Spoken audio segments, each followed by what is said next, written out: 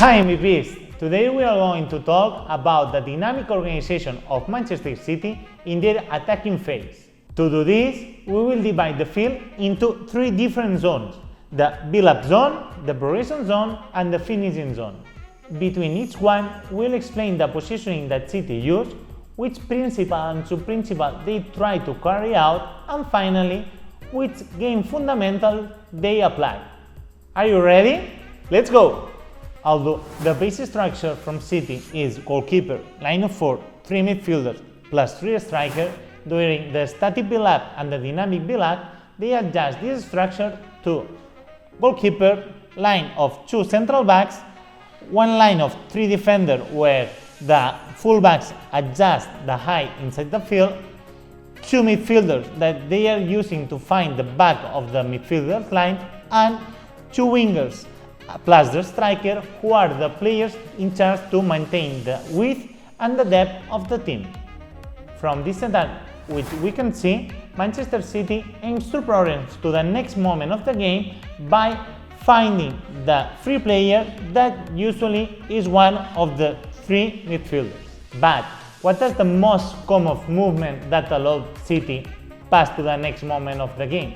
Normally, and depending on the opponent, we can observe 2 types of movement that they used to do in this moment of the game. The first is the movement of the ball in search of the free man. To do this, Guardiola side mobilize the ball forward to the winger who is located in a second line that lay off to the midfielder who is the free man. The second mechanism that is used, especially against teams that have drop off, is create numerical superiorities in the central channel in order to find the free player. As mentioned previously, City face a lot of teams that prioritize defend the space with a lot of number of players in their own half. What City does in this situation? They mobilize the ball until identified as a free space, and then one of the central backs drive to the ball until one player from the opposite team jumps to them, and then they pass to the free player who is located in the intervals.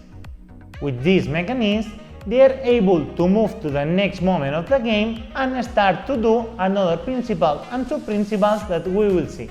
But before that, City used 2 types of fundamentals that will help them to achieve the principle in this moment of the game. The first one is the universal Zone 1 fundamental of playing with the third man. In situation of numerical equality with the opponent, City have a great capability to mobilize so fast the ball that will help to execute this fundamental.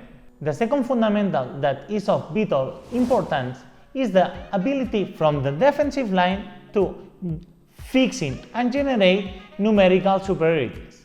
As we mentioned before, one of the players from the defensive line will be the players in charge to identify the imbalance inside the field and then fixing the opponent until they jump to them and then pass to the free player that they will be located in the intervals. After moving into the moment of progression, we can see how City adjusts his dynamic organization inside the pitch, positioning itself with a goalkeeper, 2 central backs, one line of 3 with both fullbacks plus the holding midfielder, and the last lane of 5 players with both wingers, the 2 attacking midfielders that sometimes one of them adjusts his position, and the striker. This line of 5 players are located in the intervals between 2 central backs and are the players in charge to fix the defensive line and create gaps between the defensive line and the midfielder lines. Once the ball is under control in this moment of the game, Manchester City's tendency is generate numerical superiorities in the intervention zone with the main objective to attract as much number of the defenders in the lateral sides and create spatial imbalance in the opposite side. Then, after attract the opponent close to the ball and create this spatial imbalance, the players who are farther from the ball will be the players in charge to receive this ball and help the team to move to the next moment of the game.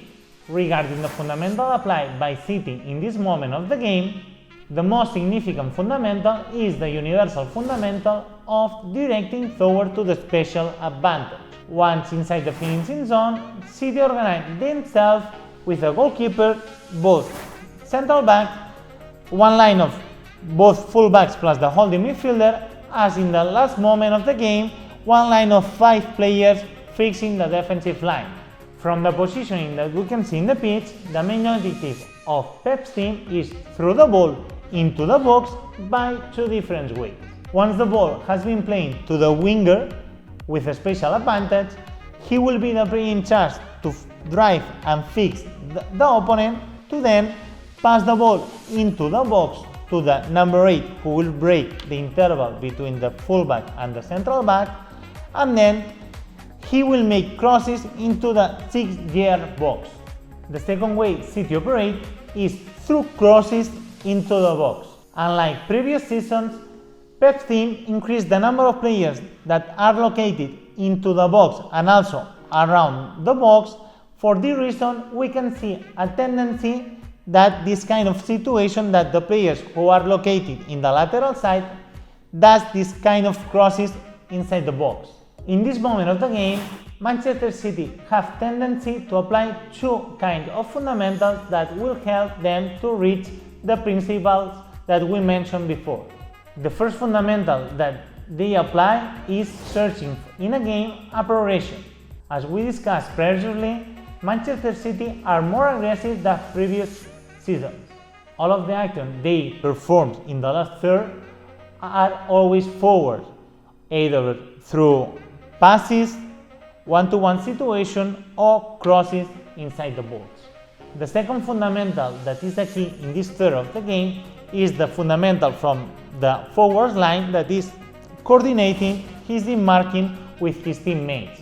By having a big number of players inside the box, must the players coordinate the movement in order not interface the same intervention zone inside the box.